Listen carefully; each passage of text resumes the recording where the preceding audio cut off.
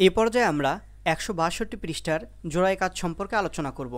আমাদের বলা হচ্ছে নিচের কোন কোনগুলো আদর্শ অবস্থানে আছে, যেগুলো আদর্শ অবস্থানে নাই সেগুলোর কারণ ব্যাখ্যা করো এবং নিচের খালি ঘরে লেখো।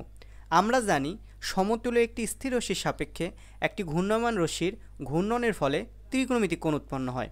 অর্থাৎ এটা যদি আমাদের স্থির রশ্মি হয় আর ঘূর্ণয়মান রশ্মি যদি আমাদের এটা হয়, অর্থাৎ রশ্মিটা এখান থেকে ঘুরে এখানে গেছে, সেক্ষেত্রে আমরা এই রশ্মিটাকে বললাম ঘূর্ণয়মান রশ্মি। এক্ষেত্রে একটা ত্রিকোণমিতিক কোণ উৎপন্ন হয়েছে।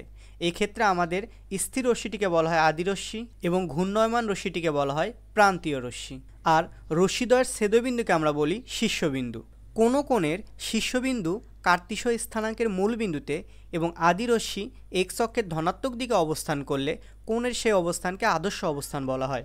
অর্থাৎ আদর্শ অবস্থানের জন্য এটা যদি আমাদের অয় অক্ষ হয়, এটা যদি আমাদের এক্স অক্ষ হয়, শীর্ষবিন্দু থাকতে হবে এই মূল বিন্দুতে আর আদি রশ্মি থাকতে হবে আমাদের এক্স অক্ষের ধনাত্মক দিকে। সেক্ষেত্রে প্রান্তীয় রশ্মির অবস্থান যে কোনো জায়গায় হতে পারে। আমরা একটু চিত্রগুলো খেয়াল করে দেখি।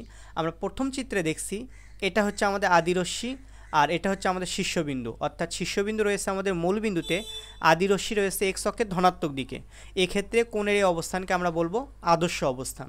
দ্বিতীয় চিত্রের ক্ষেত্রে আমরা দেখছি আমাদের আদি রশ্মি রয়েছে এক্স অক্ষের ধনাত্মক দিকে, শীর্ষবিন্দু রয়েছে মূল বিন্দুতে, আর এক্ষেত্রে কোণের এই অবস্থানকে আমরা বলবো আদর্শ অবস্থান। তৃতীয় চিত্রের ক্ষেত্রে আমরা দেখছি আমাদের আদি রশ্মি রয়েছে এই বরাবর, অর্থাৎ এটি এক্স অক্ষের ধনাত্মক দিকে নেই, এই কারণে কোণের এই অবস্থানকে আমরা আদর্শ অবস্থান বলতে পারি না। পরের চিত্রের ক্ষেত্রে আমরা আদি রশ্মি কোনটি এটি নির্দিষ্ট করে বলতে পারতেছি না, এই কারণে আমরা এটিকেও কোণের আদর্শ অবস্থান বলতে পারবো না। সর্বশেষ চিত্রে আমরা দেখছি এক্ষেত্রে আমাদের আদি রশ্মি আর প্রান্তীয় রশ্মি এটি উল্লেখ করা নাই, অর্থাৎ এই ঘূর্ণনটা কোন দিকে হচ্ছে এটি আমাদের নির্দিষ্ট করে বলা নাই, এই কারণে এটিকেও আমরা কোণের আদর্শ অবস্থান বলতে পারি না। আশা করছি এই অংশে আর কোনো সমস্যা নেই। নতুন ভিডিওর আপডেট পেতে চ্যানেলটি সাবস্ক্রাইব করতে ভুলবেন না।